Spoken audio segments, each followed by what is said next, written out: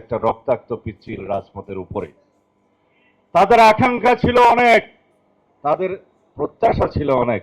সেই আকাঙ্ক্ষা এবং প্রত্যাশা যেন আমরা পূর্ণ করতে পারি। এবারের শহীদের আকাঙ্ক্ষা এবং প্রত্যাশা যদি আমরা পূর্ণ করতে ব্যর্থ হই, বাংলাদেশ রাষ্ট্রের ভবিষ্যৎ আর দেখি না। এখানে আমাদের একত্রিত থাকতে হবে ফ্যাসিবাদ বিরোধী জাতীয় যে ঐক্য গড়ে উঠেছে সেই প্ল্যাটফর্মের উপর।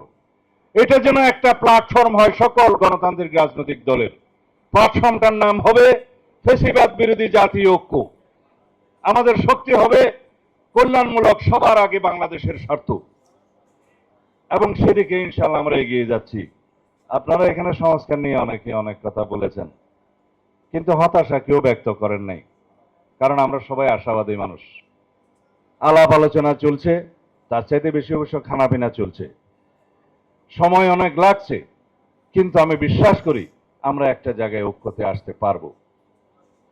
আমরা ঐক্যতে আসার জন্য আমাদের দলের পক্ষ থেকে কি কি বিবেচনা নিয়েছে জাতীয় স্বার্থ আপনারা ইতিমধ্যে লক্ষ্য করেছেন। আমরা বলেছি 10 বছরের বেশি কোনো ব্যক্তি বাংলাদেশে প্রধানমন্ত্রীত্বের আসনে বসতে পারবেন না। এখানে স্বৈরাচারকে রুখে দেওয়া হলো, এখানে ফ্যাসিবাদের উৎপত্তি বন্ধ করে দেওয়া হলো। তারপরে কি করা হবে?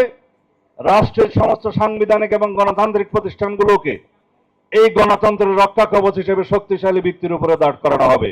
তার জন্য কি করতে হবে?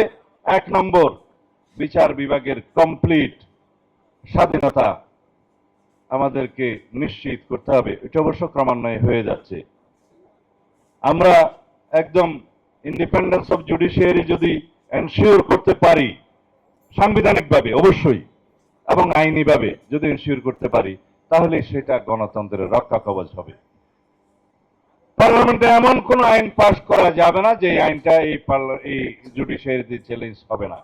যদি সেরকম কোন আইন হয়, সেই জুডিশিয়ারিকে আমাদের নির্মাণ করতে হবে। আমরা বিচার বিভাগেরও জবাবদিহিতা নিশ্চিত করার জন্য প্রস্তাব রেখেছি। শুধুমাত্র আর্টিকেল 96 এ সুপ্রিম জুডিশিয়াল কাউন্সিলের ব্যবস্থা আছে, সেই ব্যবস্থার মধ্য দিয়ে একজন বিচারককে শুধু অপসারণ করা যায়, কিন্তু অপসারণ শুধুমাত্র পিউনিটিভ মেজার্স হতে পারে না, একমাত্র শাস্তি হতে পারে না। যদি এখানে ইন্ডিভিজুয়াল ক্রিমিনাল লায়াবিলিটি থাকে, সেটা ফিক্স করার জন্য যথাযথ আইন থাকতে হবে। অধস্তন আদালতের জবাবদিহিতা নিশ্চিত করার জন্য একটা সেক্রেটারিয়েট নির্মাণই যথেষ্ট নয়। সেই সেক্রেটারিয়েটের মধ্য দিয়ে অধস্তন আদালত সমূহের তাদের জবাবদিহিতা এবং বিভিন্ন মিসকন্ডাক্টের জন্য তাদেরকে ব্যবস্থা নিতে হবে, সেই বিধান থাকতে হবে। অবশ্য আছে বলে মনে করি, কিন্তু সেটা প্রয়োগ আমরা দেখতে চাই। অবশ্য এখনো পর্যন্ত সেটা পূর্ণাঙ্গ রূপ পায়নি। এটা আর্টিকেল 116 অনুসারে সম্ভবত একটি রিট এখনো পর্যন্ত পেন্ডিং আছে, সেটার অবজারভেশনের পরে বা রায়ের পরে হয়তো এটা হবে। আমরা এইভাবে বিচার বিভাগের স্বাধীনতা নিশ্চিত করার জন্য বলেছি আর্টিকেল 95 অনুসারে যে আইন হয়েছে, যে সুপ্রিম জুডিশিয়াল অ্যাপয়েন্টমেন্ট অর্ডিন্যান্স 2025 যেটা হয়েছে, অবশ্য আইনটাতে কিছু ডিফেক্ট আছে, সেটা ঠিক মতো ডিসপোজ অফ না করে এই রিটটা করা হয়েছে।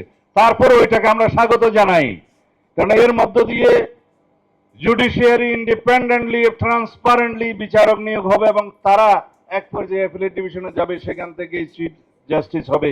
এইভাবে রাষ্ট্র ব্যবস্থার মধ্যে দীর্ঘদিন ধরে একটা যে ঘুণে ধরা ব্যবস্থা ছিল, সেটার সংস্কার হবে, ওভারনাইট হবে না। আমি শুধু রক্ষা কবচ হিসেবে জুডিশিয়ারির কথা বললাম, কিন্তু